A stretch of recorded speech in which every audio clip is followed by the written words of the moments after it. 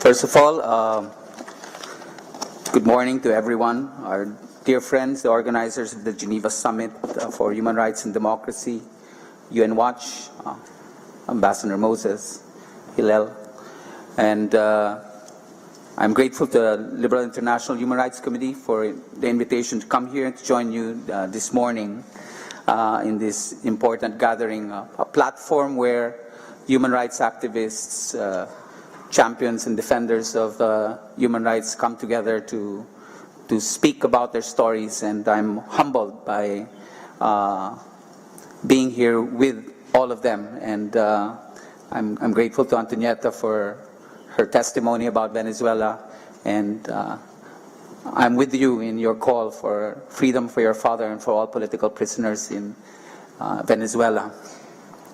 I come here to speak about what's happening in my country, the Philippines. The Philippines will be commemorating in a few days, on the 25th of February, its 31st anniversary of its people power revolution against dictatorship. So in 31 years ago, we toppled a brutal dictator and ushered in democratic institutions.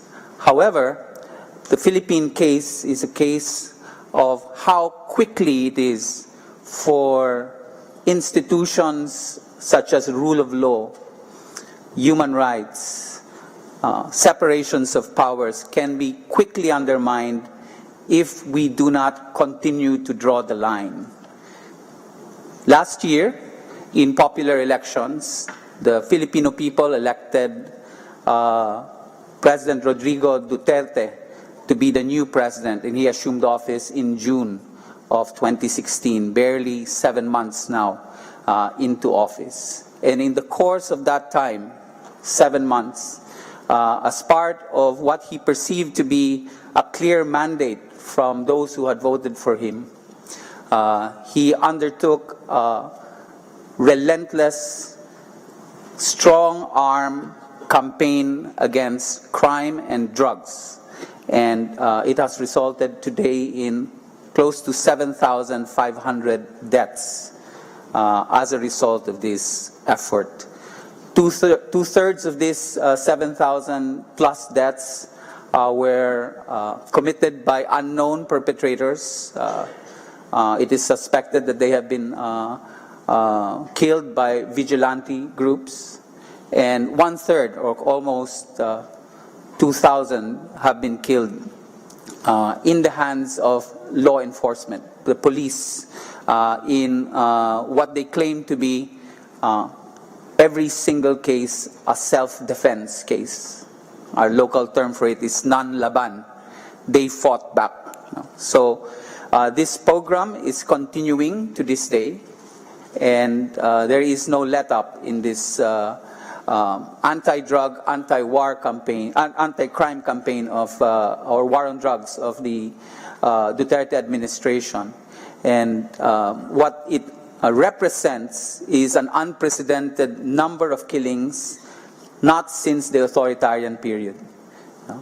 1,000 people killed each month, in an effort that undermines the constitutional guarantees of due process, presumptions of innocence, and rule of law.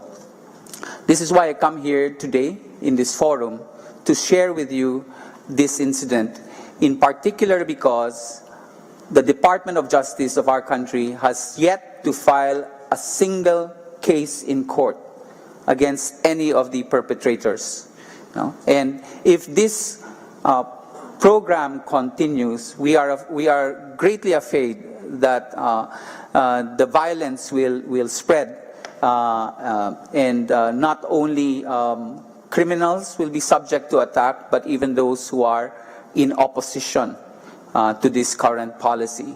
Over the weekend, just past, the staunchest opponent of this policy, Senator Laila de Lima, who was former chair of the body which I currently head, the Commission on Human Rights, and former Minister of Justice and currently in opposition in the Senate, has been charged by the Department of Justice, and they are now waiting on the possibility of a warrant of arrest to be issued to charge her for alleged involvement in drugs. But the evidence that has been presented is actually inconsequential, and we view this to be essentially a political harassment. So what is happening now is a movement away from the violence directed at criminals alone to possibly violence directed at the political opposition to President Duterte. There is, of course, other efforts that are being undertaken in my country beyond this current spate of killings in the course of the drug war. And this involved the reimposition of the death penalty, as well as the reduction of the minimum age of criminal liability from currently 15 to a proposal of 9 years old. So this triple whammy of sorts of killings in the streets, reimposition of the death penalty, and the reduction of the criminal age to 9 years old constitute part of essentially the strongman tactic that is being pursued by the current administration. And human rights groups are speaking out against this. The church is beginning to speak up for the right to life.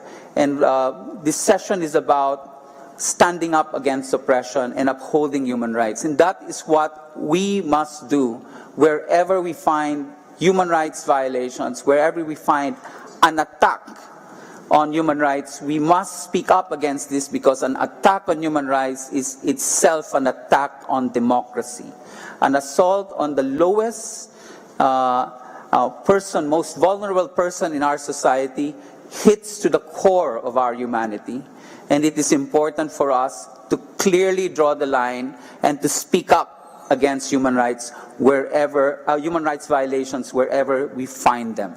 And the final message I'd like to ask all of us to do is to ensure that we push back, find the courage, as Antonietta referred to earlier, to push back against all of these assaults on human rights.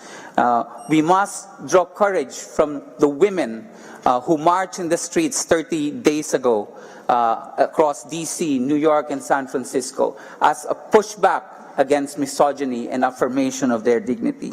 We must push back like the lawyers, like Jared and others, who rushed to airports when the borders were closed to offer free legal services so that refugees and people who are banned to travel into the United States might be able to enter.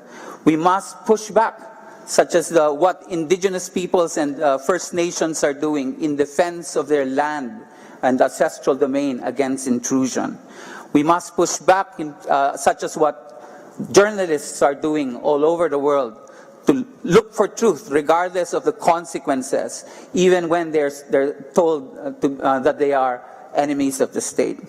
We must push back like what children in Palestine are doing, setting up barricades in defense of their homes being bulldozed. There are so many issues that we'll be listening to today, and all of these issues across different countries are about protecting and defending democracy by upholding human rights. So I ask all of us here, we're grateful for your interest, to continue to look at all of these issues, and please do look at the struggle that we are facing in the Philippines, defending the line of democracy and human rights against the current assaults on it. Thank you very much.